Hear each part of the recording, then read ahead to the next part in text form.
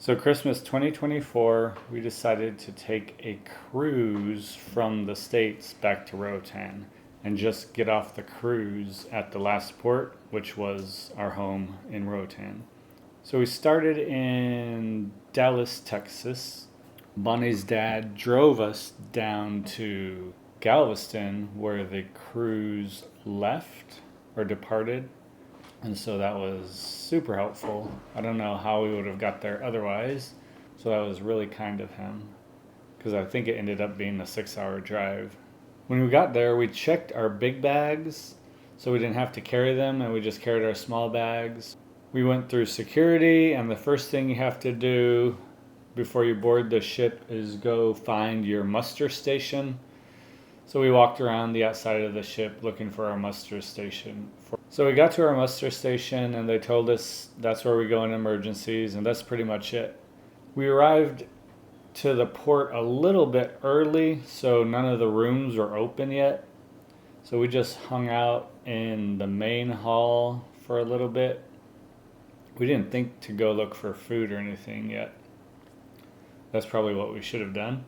But we just sat in the main hall until our rooms opened. Finally, our rooms opened. We got there, checked it out. It was a real tiny room. Enough room for a bed, a little couch, and a bathroom. The ship we were on was Jewel of the Seas. It's one of the smaller, if not the smallest, I think, of the Royal Caribbean line. So we just walked around it and explored for a while. We saw that they had mini golf, rock climbing, pickleball, basketball, shuffleboard, and a few other things. And so we just walked around and explored everything because it was all new to us and the girls. It was really windy before we left port and cloudy. The ship had a little pool and 2 jacuzzis in the middle, and it had a little kiddie pool as well. So after we dropped all our stuff off and took a tour of the ship, we went to the Windjammer, which is the food buffet, and we had a nice little lunch. And during that time, the ship departed, and we were on our way to our Caribbean cruise. Our room was on the 3rd floor. Food was on the 10th floor, and the pool was on the 10th floor, and everything we wanted to do was on either the 10th or 11th floor. And so I was on the stairs quite a bit, going up and down and up and down. I think the girls came with me once or twice, but they were on the elevator most of the time. And going up, that was probably faster, but coming down, stairs were probably faster than elevators. We found the rock wall, and Charlie and Frankie spent a lot of time there. They both really enjoy climbing the rocks or the wall. That ended up being one of Frankie's favorite things to do on the cruise, besides, I think, ping pong. They also had the mini golf, which was just a little mini golf course that went around the back of the boat. We played that once or twice as well. And they also had the kiddie pool with a slide. Slide wasn't very slidey though. I think the kids only went there once. We did dinner at the sit-down restaurant almost every night. Our first port was Progreso, Mexico. We had breakfast, and then we got out pretty early. And we didn't have any plans there to do anything. We just wanted to go out and check it out. So we got to Progreso. You had to walk through the port and all the shops and vendors. And from there we took a bus into town. And the town is pretty similar to Coxon Hole, or it was just a little Mexican town with some good shops and a supermarket. It was nice to walk through and see it. A little bit change from our Honduran city. The beach was real nice. It didn't really have a ton of people on it, which was nice, probably because it was so early in the morning and overcast. It just had a real chill, calm vibe, which I really liked. We walked on the beach for probably 20 minutes, just walking down the beach. And then we went up to the boardwalk and walked back on the boardwalk, which is also really nice. There are a lot of little shops, there was a museum, and just other fun things to look at.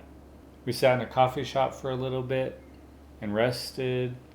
It was just a real nice vibe there. Very quiet, very chill. Just a nice low-key place to hang out, is what it seemed like. Maybe it gets busier when there's more ships in, or the weather's better.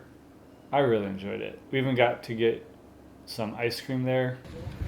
And then after our walk, we went back to the boat. No, we didn't. After our walk, before we went back to the bus, we went back into the city and we went into a supermarket.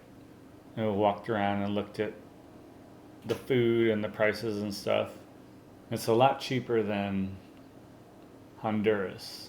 I think just because we're an island, everything is so expensive. But we got in a good walk, got to see some sights, have some ice cream, and then we went back to the boat. And on the boat, pretty much you play or you eat. And so we were running around with the girls, playing either mini golf or rock climbing or pickleball or ping pong. We were eating or we were at the hot tub. In the evening, we went to the sit-down restaurant again. It was dress-up night, so everybody was dressed up all nice and pretty on the entire boat. So everybody was in their fancy dress. And then we just played games that evening and hung out.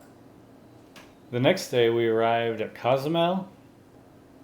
In Cozumel you could walk from the boat to the city. So that's what we did. Again, you had to walk through the port and all the vendors. And we just walked through the port out onto the main street. And you walk down the main street for quite a while just looking for something, the actual town. But the girls were tired of walking. So I think we stopped and turned around maybe right before we were going to end up in the town. So we didn't really see much in Cozumel on this trip, but it's nice to have sidewalks that you can walk on and clean streets. So we did that, came back to the bus, and then there were activities in the evening again. Charlie really wanted to do the dancing, so we went out and we did the dancing. They did line dancing and they had dance competitions as well. And this was themed as Western night. We did not bring our Western clothes. But Charlie and Frankie did a dance competition. They both lost. And the next day we pulled into port at Costa Maya. Again, you could walk from the boat to the port. And Costa Maya, its port was built out to be a party. It had tons of large pools, things to see. There were flamingos and dolphins, and there was people everywhere. There was a ton of people there. So we went in, you had to buy drinks or food or something to sit in their chairs by the pool, so we did that. We hung out there for a few hours, walked around and explored a little. It's all the same basic shops and vendors in all the places. This one is just set up nicer. It seems more like a little town than just a big vending station where lots of shops are. If there weren't so many people, it would probably be really nice, but there were a ton of people there. And they had some pools with loud music. They had some pools with no music. All the pools had swim up bars. But it was enjoyable overall. It was a relaxing beach day. When we got back on the boat, it was back to games and food. Frankie discovered she loved playing ping pong. Did a little night climbing. There was a competition for speed climbing, and Frankie and Charlie entered the competition for speed climbing, and Frankie won her age division. She was real excited about that. Then that night we went and saw a show. It was a lot of dancing and music, and it was fun to watch. And our last port of call was in Roatan. So the day before, we told the boat people that we would be getting off in Roatan.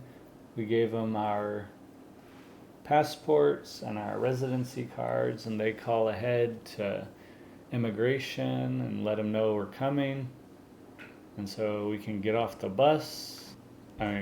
So we got off the boat. We took all of our luggage. There was one of the porters put our bags on a cart and took us all the way out of the port to the street, which was a long walk. And so that was really helpful because we had big bags that time. And our friends Chris and Tina picked us up outside of the port, and we were home.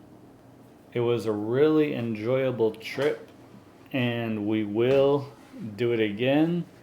I think it's a lot less stressful than just catching a plane and getting off a plane. It's not as quick for sure. It might cost a little bit more, but it's definitely worth it, and we will do it again.